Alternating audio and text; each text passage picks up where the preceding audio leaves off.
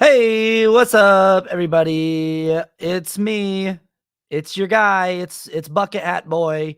It's Tuesday, May 34th. First, I almost said 34th. It's not a date that exists. It's Tuesday, May 31st. We are live on TikTok. We are live on YouTube. We are doing an episode of the podcast from a Blanket Fort recording studio in a one-bedroom apartment in North Hollywood. It's People Pleaser.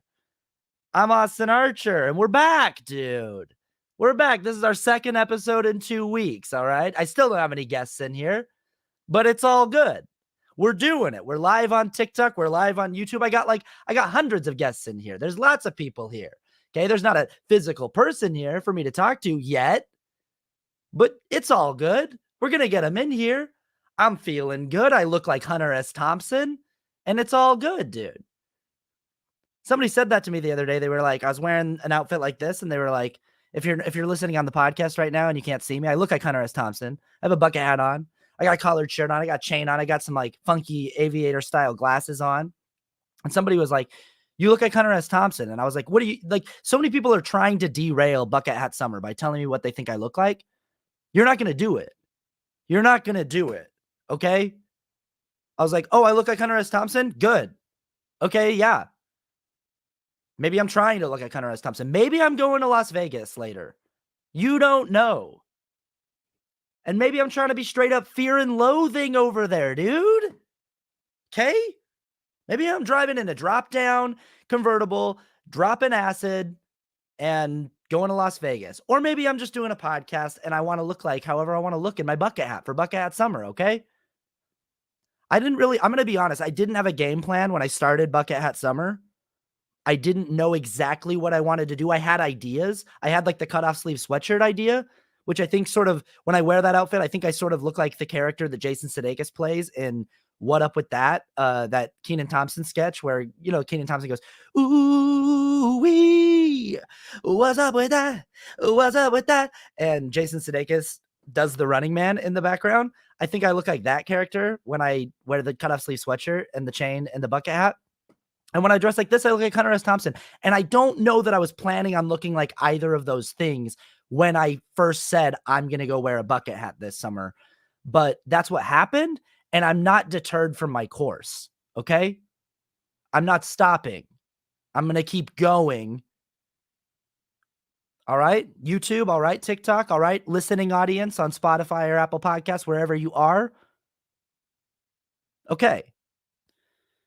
Quick shout out to the Patreon patrons before we get into today's topic. Patreon.com/Austin Archer if you want to support this podcast or just the content in general that I make on TikTok, Twitter, Instagram, YouTube, all the places. Those Patreon patrons, they stuck with me, dude. I went on hiatus with the podcast for like close to 2 months. And I also did like a little break of content creation for like 3 weeks in there. And they stuck with me, dude. They hung tough. They said, go ahead, Austin, take a break. We'll still be here. We'll be here when you get back. And they were, dude. So shout out to the Patreon patrons. I really can't say enough how much I love all those people from the bottom of my heart and how much we really are doing something special together. And I don't know what it is, but we got special vibes over there. If you want to join us, patreon.com/Austin Archer. All right, let's get into the topic for today, shall we?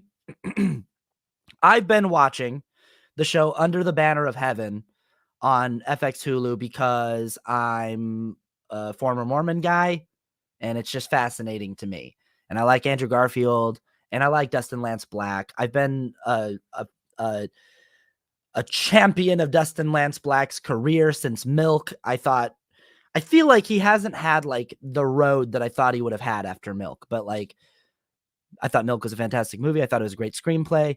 And Dustin Lance Black is a former Mormon. And I kind of like always held him in my heart for that. I was like, yeah, he made it out and he wrote some good stuff. So he created this show. And I got to be honest, I don't even know if the show is good objectively because I can't see the show the way that normal people see it. It's kind of like listening to my own music. Like I can't see a show that's this much about Mormonism and about like the way that I grew up objectively. I don't know what it looks like to other people who aren't Mormon. I know that to me and to my ear, I pick up on all the same little things that other Mormons have gotten annoyed about, that like there's little teeny tiny idiosyncratic discrepancies in the peculiar way that Mormons speak that is in his writing. So like he's writing the way that Mormons speak. He's writing the peculiar nature of Mormon speak. And there is a peculiar way that Mormons speak. And there is like a particular way that Mormons speak. And he's writing that in the show. And for the most part, he's getting the tone and the cadence and the rhythm right. And the actors are too. Like whoever they had coach up the actors seem to know the tone and the musicality of it. And that is appreciated. But there's just like little phrases that are off. Like in one episode, Andrew Garfield is like hooking up with his wife.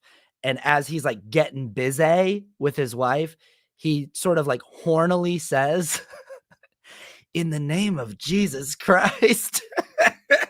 Every time I say it, I laugh. So that's the way that Mormons finish prayers. If you didn't know, is they say, "In the name of Jesus Christ, amen." But I don't actually believe that any like devout Mormon man has ever, while hooking up with his wife, said in a horny fashion, "In the name of Jesus Christ." I don't think that's ever happened. But Dustin Lance Black decided to include that line of dialogue in the show. I have my feelings about those little idiosyncratic discrepancies because on one hand, I'm kind of like, they're trying to communicate to the non-Mormon audience the peculiar way that these people speak differently than other Christian people speak. But also it's been a thing that's allowed some active Mormon viewers to like be let off the hook. They're like, "Oh, well, this show's not accurate. I don't need to watch it anymore." It's kind of like that video I made about the person who's like, "Well, if you don't know what AR means, I don't need to listen to your opinion on gun violence. Like your opinion on whether or not guns are safe is invalid if you don't know what AR means." And I think that anyone, like, I don't think you need to be able to name every gun ever made to like say that guns are dangerous. And I don't think that the writers of this show need to nail every single particular idiosyncratic peculiarity of Mormon language to point out that Mormons speak in a different weird way, or that there is a problem in the foundation of Mormonism that gave rise to the violence of the Lafferty brothers. And that's really more than what we're talking about. I'm not really talking about Under the Banner of Heaven today. I'm actually going to have a guest on later on to do a deep dive on that show. But what I'm talking about today is, so just a quick background of the show if you're not watching it. Under the Banner of Heaven tells the story. It's a true story, true crime story of the Lafferty family, and more particularly the Lafferty brothers, who in the 80s created their own little offshoot of Mormonism. They called it the School of Prophets, and they believed that they were starting to get direct revelation from God, which is a very quintessentially Mormon thing. Mormonism is founded on the idea that the channels of being able to speak directly to God were reopened by Joseph Smith in the 1830s, and now men can speak, men particularly, not women. Even though in the early church, Emma did receive revelation, but then later they were like, nah, just men, because the women were like, "I don't want to be a plural wife," and the men were like, then women can't speak to God anymore. But the Lafferty brothers started thinking they were receiving revelation from God, and the revelation differed from what the mainstream church was saying to do. So they branched off and they created their own new sect, which was sort of an amalgamation of fundamentalist LDS and something else, like something even different and new and more extreme. And they got it into their heads that they needed to make a list of people who needed to be killed by blood atonement. And what blood atonement is essentially there's a temple rituals in the Mormon faith that up until the year 1990, people had to threaten to eviscerate themselves and cut their own throats. So eviscerate themselves in their bowels and cut their own throats if they went against their temple covenants. And there was this idea of that came from Brigham Young and came from the foundations of the church, that like certain sins can only be atoned for through blood atonement. The blood has to be spilled to atone for these sins. It's very foundational in the religion and in the text and in the doctrine. It's very much so a part of the religion that's baked into it from its foundation. The mainstream LDS church very much so wants to distance itself from these things, even though up until 1990, they were part of the temple rituals. And then they were like, maybe we should get rid of those. But it was that recently that they got rid of them. But these people, because of, and I think that the Lafferty brothers actually probably heavily influenced the removal of these rituals from the temple ceremony, because what they did is they went and acted out the temple rituals on their sister-in-law, and they killed her by doing the temple rituals. And I think that probably actually was a pretty big influence on the church to say, we should take that out of the ceremony because we don't being linked back to us. But it's sort of like little too late, already happened. My point in saying all of this, I just want to give you a context for what I want to talk about. I was talking to a friend about this show and about the way that the mainstream LDS Church sort of tries to distance themselves from the story of the Laffertys and say, like, yeah, that's unfortunate that happened, but that's not really us. That's not really who we are. They're sort of an aberration of who we are and what we stand for and what we try to do. That's not us. That's not who we are. And my friend said something that I thought was so apt and so intelligent. And she said, for them to do that is so disingenuous. Mormonism absolutely is, and I'm paraphrasing her words here, but I really liked the verbiage. She said, Mormonism absolutely is the petri dish that provided the perfect environment for the bacteria of the Lafferty brothers' violence to grow. I thought that was great, that she's like, you cannot divorce what happened with the Lafferty family and the Lafferty brothers from Mormonism. Mormonism was the petri dish that gave rise to that form of violence and that form of extremism. And I thought that was such a succinct and clear way to put it, and really clear-headed and correct. But then I watched a TikTok this last week that really rocked my mind, and this is what I want to talk about today. I saw this guy who was, I think, from New Zealand. And it was one of those TikToks where, like, a foreigner who's not from the United States, who doesn't live in the United States, gives their take on what the United States looks like to them and what their sort of assessment of the United States and U.S. history is to them. And his assessment of the United States, I was like, I don't know if I've ever heard that before, but it kind of rocked my world and blew my mind. And I think it's so spot on. His assessment was that the United States is essentially a nation that was founded by people who wanted to form their own more extreme offshoot cults of Christianity. And they were too extreme for the Church of England. And they wanted to basically create their own offshoot cults of personality and cults of Christianity. And they couldn't do it in England. So what they did is they came over here and they murdered indigenous populations, and they just said, we live here now. And they started their cults here. So from the foundation of this country, from the first white colonialists coming in and murdering indigenous people and clearing out land, it was about the opportunity to create offshoot cults of Christianity.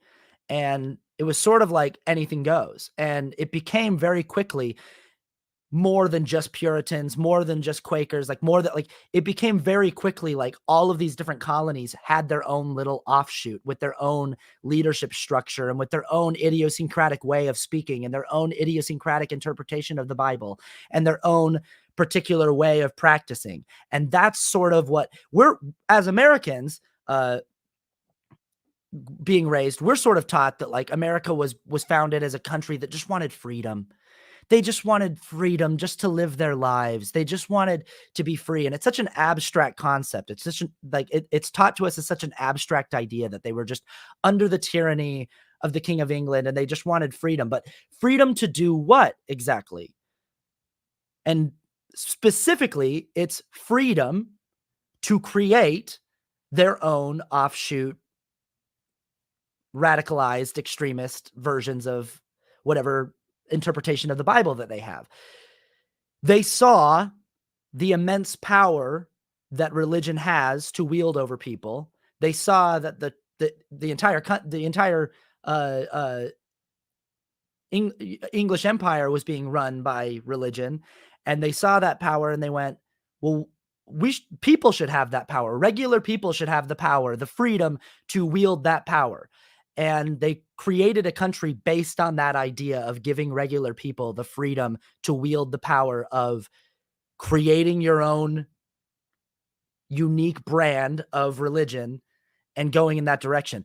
So it birthed this like idea in my head, well, from this video that this guy said, and that I'd never considered before, that while Mormonism was the perfect petri dish to provide the perfect environment to grow the bacteria of the Lafferty brothers and the violence that they committed, America is the petri dish that provided the perfect environment and culture for Mormonism to grow. What Joseph Smith did in the 1830s is a quintessentially American thing that's been happening since the foundation of this country. White man gets it into his head. You know what's a great business model? You know what's a great way to make money and be prosperous and have lots of land? Starting a fucking cult. Getting people to follow me. Getting people to listen to me. Telling people I have the answer. You've got problems and I've got the answer. This is a fundamentally, foundationally, quintessentially American ideal. And it's something that we are not taught as Americans in school. And you know why that is? Because we are raised in the cult of American nationalism. So we are raised in the cult of pledging allegiance to the flag, praising the national anthem, praising the troops, praising every war effort that Americans have ever been involved in. The idea that America is always the good guys, the idea that America is the greatest nation that's ever existed, the greatest nation that ever will exist, that all of our forefathers are the greatest men who ever existed, even though they were all slave owners and eugenicists and carried out genocide and just like objectively terrible people. But that's what cults do. They mythologize really bad people. They mythologize and lionize really, really bad people.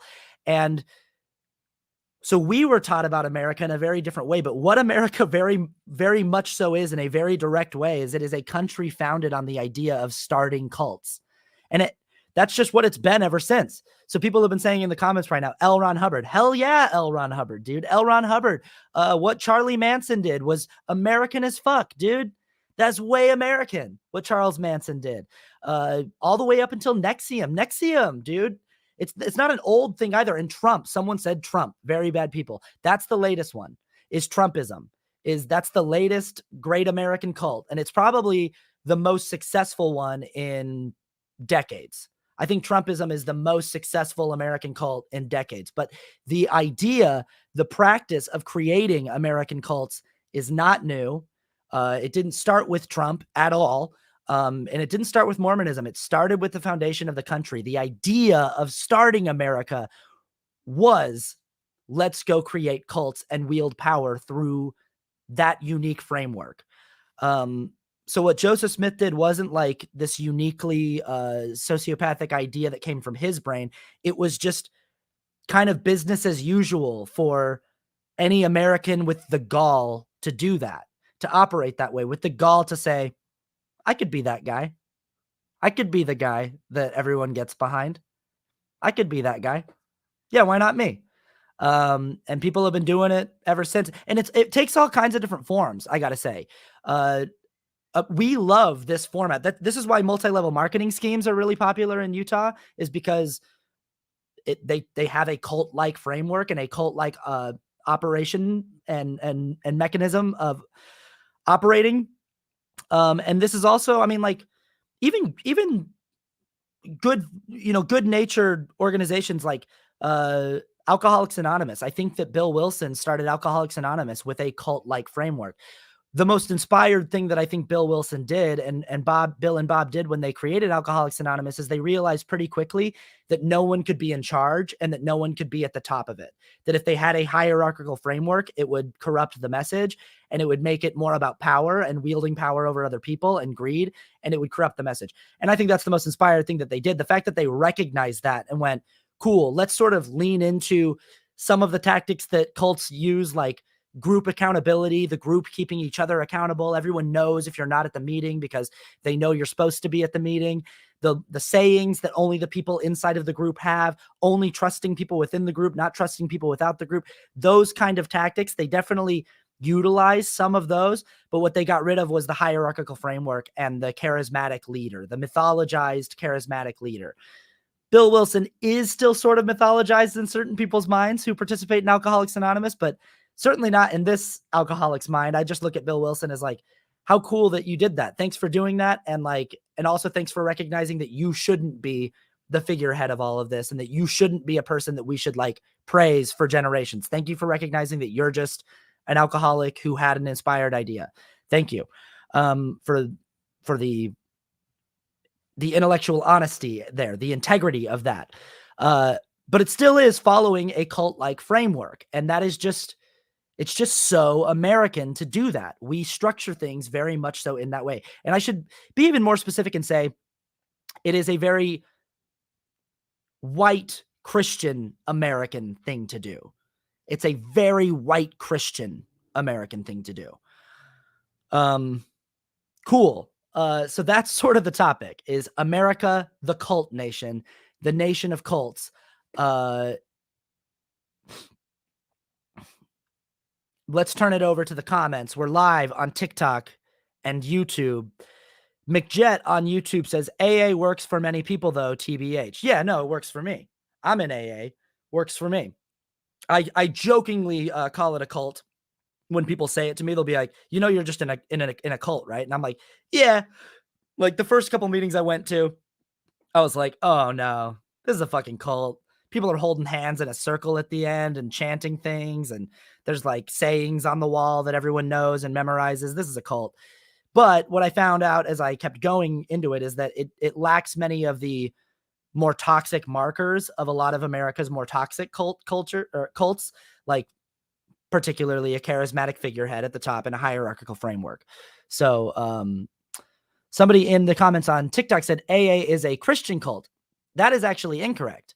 It was founded by a man who was Christian, and I agree that the foundation of organizations like AA is a very quintessentially white Christian thing to do, and Bill Wilson was a white Christian man, but somehow Bill Wilson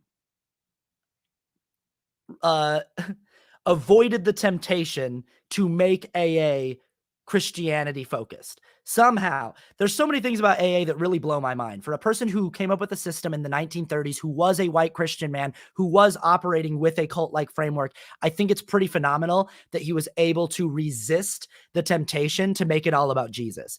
It's pretty clear in the original text that he is open to any interpretation of God that you have and any interpretation of higher power that you have. He uses things in the original text like pronouns he and him for God a lot, and uppercase he and him. And that is very much like a traditional Judeo-Christian framework for viewing God.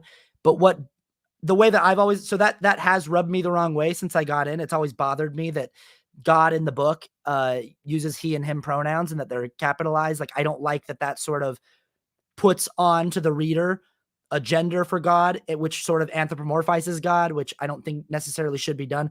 But what I've interpreted it later to be is just, that's Bill's interpretation of God. Bill is a white Christian man, has a anthropomorphic white bearded man in his head when he thinks about God.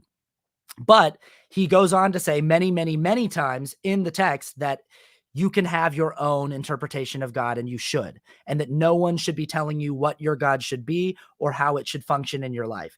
So I've been in AA for 4 years. No one has ever asked me what my God is, what my higher power is. No one has ever done like a worthiness check-in with me and said, like, let's talk about who your God is and what your God is and how it works in your life. No one's ever done that. I've never done it to anyone else. Never asked anyone else, like, what is your God like? Unless I was just like curious, just like, what is it for you? Like, what do you imagine it to be? Just as like a curious conversation, but it's not a foundational part of the organization that it's based in Christianity. So that's a common misnomer. I'm glad you made that comment.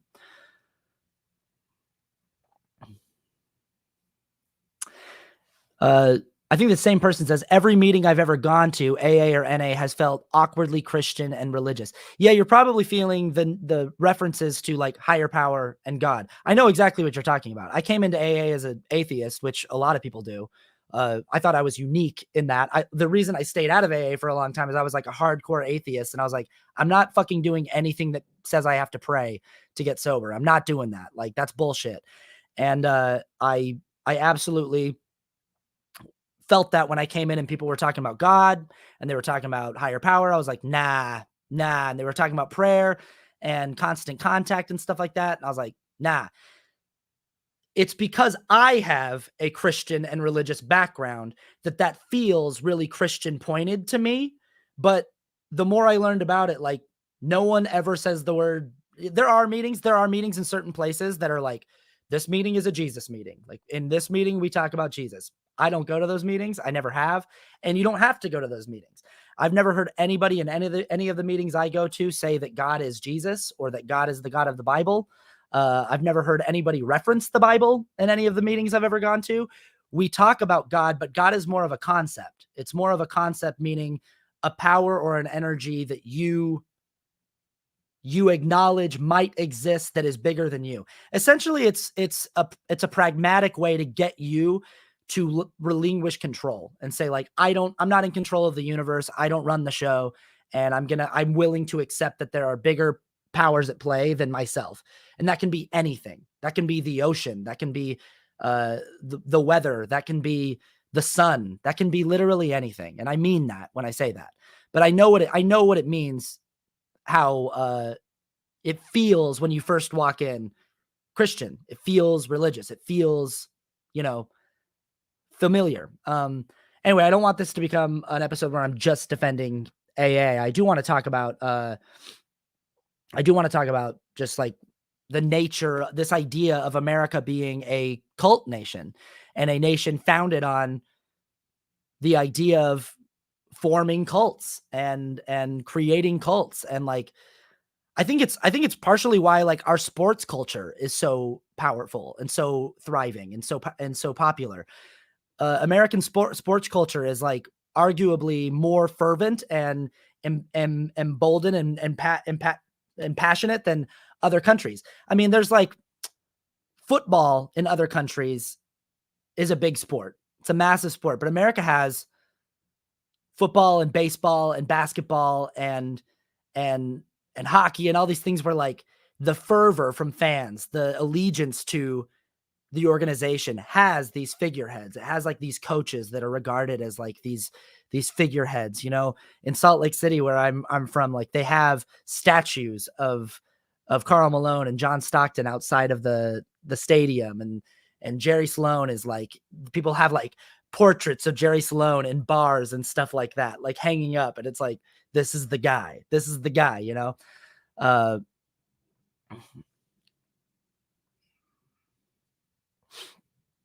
Somebody on TikTok just said, cults exist because they give people direction when they feel directionless. Absolutely. I think that is a distillation of the power that religion wields, that's why religion works. That's why selling cult ideology works, is you tell a person you are existentially vexed, you are existentially in pain. You make a wild guess that they might be longing for something, because guess what? We all are.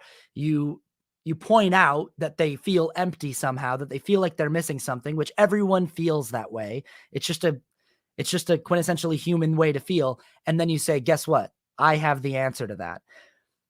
This is so you said cults exist to give direction to the directionless. Yes, but more importantly, like, I think America was actually founded on the hope of wielding that power, of being the people who can give direction to the directionless.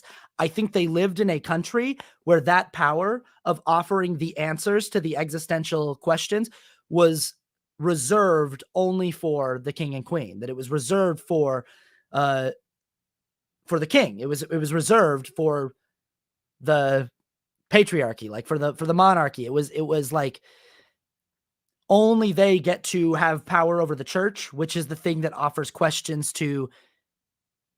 offers answers to the existential questions of life. And they saw the power that people can wield by holding the keys to that kind of organizational structure. And they went, let's go form our own country where we can do that. So they wanted to be the people who are offering direction to the directionless. I mean, when I watched the documentary on HBO on NXIVM, I remember thinking how familiar it sounded, listening to people on how they got into NXIVM.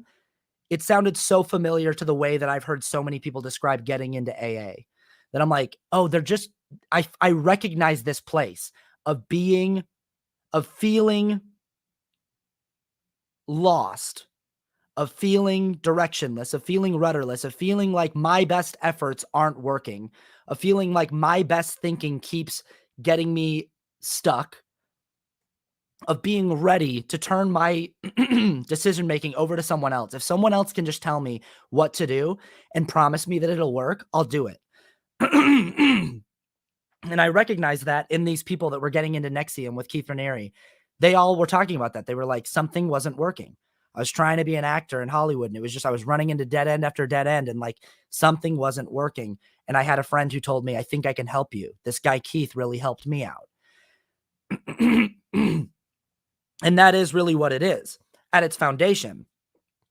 And I've talked about this before, that's the problem with the hierarchical framework of these things is at their foundation, not all cults start out maliciously or Machiavellian, or like they don't necessarily start out as some mustache twisting evil plot. A lot of times it does start out as someone wanting to build a community to help other people and to help each other. The problem with the hierarchical framework of having a charismatic figurehead, a person at the top, a rank and file system where you can grow in rank in the system, the more obedient you are, the more extreme you are, the more devout you are, is that it breeds corruption. It just breeds a corruption of the initial idea of a community trying to help each other. So I think that the initial idea on the outset of something like NXIVM is very similar to AA. It's just people without direction, people who feel lost, people who feel existentially vexed, finding a community that says, we can help you, we can offer answers. And that's what religion wants to be in its heart. That's why so many people who are part of problematic religions will say, it works for me. They'll say stuff like that. Like, well, I don't know, like I feel good there, even though I know that like I don't really agree with their stance on gay people or trans people. Like, I feel like that's kind of bad, but like, I feel good there. What they're most likely getting out of it is a sense of community. Me and my neighbors help each other out. We show up at this place once a week and we help each other here. And I like that. And I think that that's what it wants to be. But hierarchical frameworks corrupt that. Having a power structure where a person wields the power over all of those people corrupts that. In the case of Mormonism, telling that person at the top that they have access to the direct voice of God is a massively corrupting idea. It's like forcing someone into insanity. There's a scene in a documentary called Prophets Pray where the prophet Warren Jeffs, who was the prophet of the FLDS Church, the Fundamentalist Latter-day Saint Church, he went to jail for marrying 12-year-olds because he should be in jail for that. And in jail, he admits to his brother that he's not a prophet. He says, I'm not a prophet. I've never spoken to God. I've been making it up this whole time. And his brother convinces him, no, Warren, you are a prophet. The devil just has you right now, and convinces him to. So he has this moment of lucidity where he admits, like, I'm just a guy. I'm not talking to God. And his brother's like, no, Warren, you are the prophet. And then he stops and goes, yeah, you're right. The devil had me. And it's like the whole community bolsters up this person's delusion that they are. I think that's what happens to the Keith Ranieres, the Elrond Hubbards, is like they get bolstered up by their followers. And it's sort of this vicious cycle of like, maybe it started with good intention, but very quickly it becomes a person who loses their grip on reality, and they become Marlon Brando from Apocalypse Now, you know? David on YouTube says, America sounds to me like the compromise between cult leaders and people who want nothing to do with them. You can lead your cult on Sunday, but we refuse to recognize you officially. Yeah, that's the fun thing too, is that America is the land of everyone gets their own cult. So it's a land of like cults living right next door to each other and agreeing for the most part to live in harmony, to be like, you can do your cult thing, but as long as you let my cult do our cult thing. And then certain cults like take it a little too far, like the FLDS Church, where like we watch what they're doing and we're like, how come you guys are so like hush hush over there? And you're like in your own little communities. And we sort of send a probe in there and we're like, oh, they're marrying kids in there. They're marrying kids. And I don't think we can let them marry kids. I think we gotta do something about that. I don't think that cult should be allowed to marry kids. And that's sort of what it is like America is a country where all the different cults allow each other to like do their own weird things, as long as you're not hurting anybody. Like, as long as it's like, keep to yourself. But if your cult tries to cross the lines and tell my cult what my cult has to do, now we have a problem. Or if we find out that your cult is like just a little too extreme, is taking things to a level where it's like, that's criminal behavior, you know? But I don't know, like America is allowing the cult of white supremacy and white nationalism to thrive. And we're just sort of like, well, they have the right to do that. Like we are a cult nation. We have a thriving cult of white supremacists and white nationalists who routinely go out and commit mass murder. And we call them lone wolves. We say like, oh, well, that was a lone wolf, but it's like, no, but that person is a part of a larger faction. And like to pretend like they're not is just so disingenuous. So like recently we've been trying to address the cult of white supremacy and the cult of white nationalism in America. And it has been met with staunch opposition by the political right, which is just so telling about the political right, that they're like, all of this saying that white nationalism and white supremacy is a problem is just code for attacking the right. And it's like, well, if you think that, if that's what you hear when we say that we want to investigate and look into white supremacy and white supremacist organizations, if you hear that we're coming for you, boy, that's telling. But yeah, we have been a country of compromise between cults. And then I think that there are people who live here because we are such a pluralistic nation. There are people here who have like nothing to do with any cult, who are just like, man, I'm surrounded by a bunch of weird cults. But that's the country you live in when you live in America. You live in a plurality of cults. Brave Dave over on TikTok says, that's what happens when religion and capitalism make a country together. You get capitalistic religion. That's what it is too. Thanks for bringing that up, Dave. I forgot to talk about capitalism because that's what it also is a cult is a fantastic business model. It is a great way to get rich and to stay rich. We allow cults to be tax exempt in this country. We allow cults to grow their wealth tax-free, dude. If you can designate it as a religion, you get tax-free growth. So yeah, when you combine the ideas of unfettered capitalism with the ideals of everyone who wants to and who has the ambition to gets to start their own cult, you get America. Thank you for bringing that up, Dave. I left out the essential ingredient of capitalism. That is an essential ingredient in this shit soup that we are living in is unfettered capitalistic greed and the opportunity to, if you got the balls to, if you got the gumption to, if you think you can hack it, to go out and try to start your own cult, because there is no way to grow power and generational wealth more and under the radar than starting your own cult. Like the fact that like Nexium got enough money to like have their own town, that in just like a few short years, Keith Raniere was able to swindle enough people to like have money to have their own town outside of Albany, New York. It's crazy. It's nuts. Elrond Hubbard was a classic cult leader, says somebody says Clint on TikTok. Yes, he was. Same basic ideas. You got problems, I got answers. My answers are wild, but what's fun about the Elrond method, the methodology, and a lot of cults actually have this methodology, is it's this sort of war of attrition of like, we're going to slowly introduce you more and more to the weirder aspects of this particular cult. But if we told you up front what we're doing, that we're like exorcising alien spirits from your body and because the ancient Lord Xenu like left them here on Earth. You know, if we told you that right away, you wouldn't join.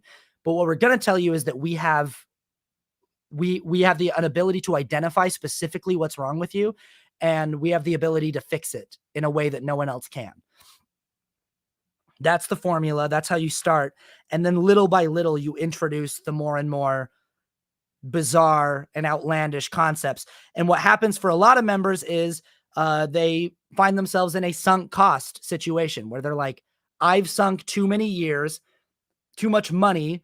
I've ended relationships with friends and family members over devotion to this thing. Now that I know about the fact that Keith Raniere is burning his initials into people's skin, or now that I know about the alien spirits, I'm too deep into this thing to back out. I have too much money invested. I gave my life savings to this cult leader so that they would save my life, and now I'm in. That's another key way that Alcoholics Anonymous, by the way, differs from a lot of these more problematic cults. I was certain when I started AA that there was going to be layers to it, that as I went, people were going to be like, all right, now you're ready to go to the secret meeting that no one gets to go to. And there was going to be like new secret meetings with like, okay, you've achieved the level where you can now come to the super secret top level meetings. I've been in for 4 years, and it's the exact same thing that it was when I started on day one. It hasn't changed once. Nobody has revealed new information to me. It's just pretty simple, straightforward stuff. You show up here, you do these steps, you work with other people. That's it. Someone said, you have the book? I do have the book. Patrick Kennedy over on YouTube says, in before the Tesla religion. I mean, yeah, if you don't think it's coming, like he does seem like he's trying to position himself to be the next great cult leader, right? He does seem like he's trying to do that. He is building up an army of angry NFT boys. And then Patrick Kennedy also says on YouTube, we can tell you what's wrong with you and that we can fix you, that no one else can. Oh, no, Elon really is a cult leader. Yeah. That's what Elon's trying to do. But right now, I think the most dangerous cult in America, unquestionably. Now, white supremacism and white nationalism are dangerous. It is worth noting that like the numbers that exist in that cult, while alarming, I mean, it's like in the hundreds of thousands, and that's alarming. It's alarming that in 2022, there's like a couple 100,000 like avowed white supremacists who proudly tattoo swastikas on their bodies. Like that's really scary. And who think that like Hitler was bang on with his philosophy. That's really scary, but it pales in comparison to the devotion and the numbers that Trumpism has. And Trumpism, I mean, all white supremacy is, and like the resurgence of white supremacy, it's an offshoot of Trumpism in the same way that the Lafferty brothers were an offshoot of Mormonism. It's the exact same thing. It's like Trumpism creates a petri dish, a environment for the bacteria of white supremacy and white nationalism to thrive, to flourish, and to grow. So dealing with the larger issue of Trumpism and like what a terrifying cult that is, and what a terrifying death cult that is, could help to scare the factions of white supremacists back into their holes. McJet says on YouTube, you never have to pay money either, responding to AA. And that's true. You don't have any such thing as like a tithe or anything like that. Nobody's getting rich. There are donations that members make so that the rent can be paid for meeting halls and things like that. But that's about it. It's like, you know how much money comes in. Like there are treasurers at every meeting that say exactly how much money was collected and what it's going to, and how it's usually just paying rent and like buying literature for people to come and get at the hall. And that's it. Nobody makes money. Nobody's getting rich, but pretty much every other cult and religion in America, there is a hierarchical framework where a small group of people are getting filthy rich. And that is, that's what corrupts it. That's why the hierarchical capitalistic framework for these cults is, it corrupts the idea of a community of people trying to help each other. David on YouTube says, Trumpism is quite literally the reason I'm afraid to let people know when I'm visiting my hometown in Wyoming. Yeah, I imagine that. Yeah, that you're like, I don't know who I can talk to. I don't know if it's safe, you know? I don't know about you, but whenever I see one of those trucks driving down the street, even if it doesn't have necessarily Trump on it, but if it's a big lifted truck with a giant flag, my first thought is like, fuck you. Every time.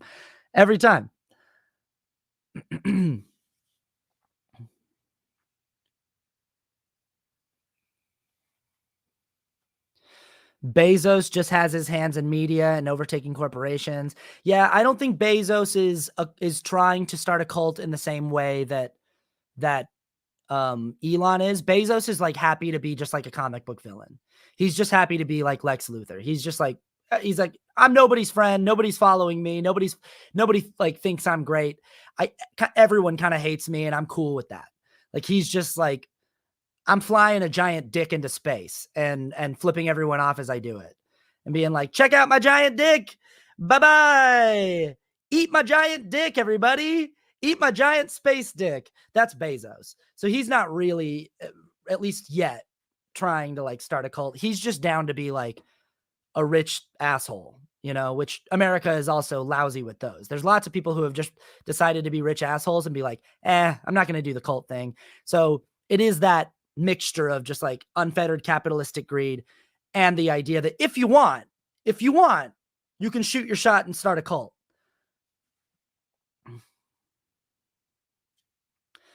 Yeah, I think that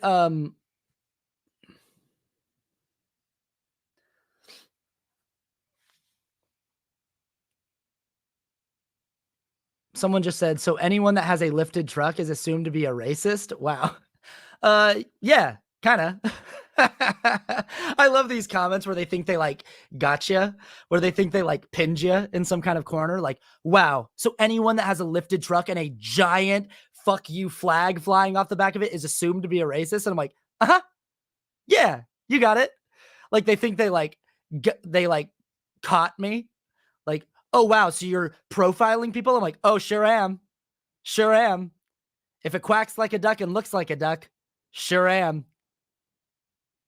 That's like you saying like, oh, so anyone who wears a bucket hat and a shirt and a chain like this and glasses like this is cool with looking like Hunter S. Thompson? And I'm like, yeah. Or you're like, anyone who wears what you're wearing is like totally all right, that most people out in public are going to be like, that guy's a lunatic. And I'm like, yeah, it's all good. Because at the end of the day, I know I'm cooler, dude. I know the reason why they're looking is because I'm cooler, because I'm fresh, dude. But yeah, anybody who has a lifted truck and two giant flags, one with a thin blue line and the other one with "Let's Go Brandon" on it, is assumed automatically to be racist. They are, right away, no questions asked. Yup. Guilty until proven innocent in that case. Every time. All right. That was fun, you guys. That was a good conversation. I think we covered it. I think we dug into the meat of like why America is a cult nation and a nation of cults. I just thought that was an interesting idea. I don't know what to do with it.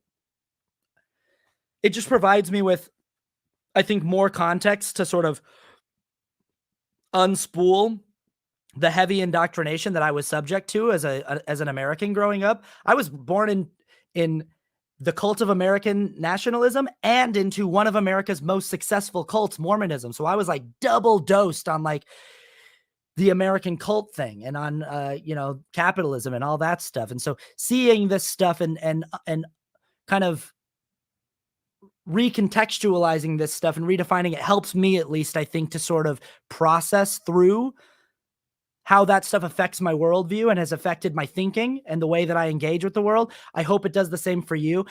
It was an idea that really blew my mind. I wanted to share it with all of you. Thanks for the conversation on TikTok. Thanks for the conversation on YouTube. If you want to stick around on TikTok, we'll hang out a little bit longer and chat after the podcast recording is done. Just so you know, on YouTube, that's something that we do over there, is we hang out a little bit longer after the podcast. And just so you know, podcast people over on Spotify and Apple Podcasts, something we do on TikTok is we hang out a little bit longer after the podcast. So if you want to get a little bit bonus content, you can always head over there. But also what people don't know on YouTube and TikTok is that the podcast has music. So that's fun. Has music at the beginning and the end, and sometimes has even a little like intro thing where I have to like explain something that I didn't explain well in the episode. So there's fun things everywhere. There's fun things on all the different things that you don't get other places. I think YouTube's the only one that just gets this. So, but YouTube's also where the least amount of people watch. So that's what happens. But I am going to make the YouTube stream better. We're going to get better cameras in here. We're going to get better quality. Everything. It's going to be lit. All right. We're working it back. We're working it back into shape. Okay. The podcast is back, baby. And I'm starting my own cult. And I hope you'll be with me for it. People Pleaser is written, edited, hosted, and produced by me, Austin Archer, with original theme music. Also by me. You can go to my website, austin-archer.com, if you want to get more of my music, or austinarchermusic.bandcamp.com. I got big news, y'all. Big news that I'm going to drop right now. I'm dropping my album, Beautiful Things, the deluxe edition, this Friday. I'm doing it this Friday on Bandcamp. And it's going to be Bandcamp exclusive first. And the idea is we're trying to sell this thing as a double vinyl. But what has to happen is people have to order the vinyl on Bandcamp before they'll make the vinyl. So we need to like fulfill a certain amount of orders on Bandcamp for the vinyl. So it's going to be available for digital download on Bandcamp this Friday. Beautiful Things, the deluxe edition. After 2 years, it's finally happening. Beautiful Things, the regular edition came out in 2020. We're finally releasing the deluxe edition featuring 7 new songs and digitally remastered versions of all the songs from the original album. The digital download is going to be available exclusively on Bandcamp this Friday. The double vinyl is going to be available to pre-order on Bandcamp exclusively this Friday. I hope you'll check it out. Okay. Thanks, patrons. Thanks, people in the chat. Take care of each other. We're ending it on YouTube over here. Stay tuned on TikTok if you want to keep hanging out and chatting for a little bit. Love y'all. Don't join a cult unless it's a good one. Okay. Bye-bye.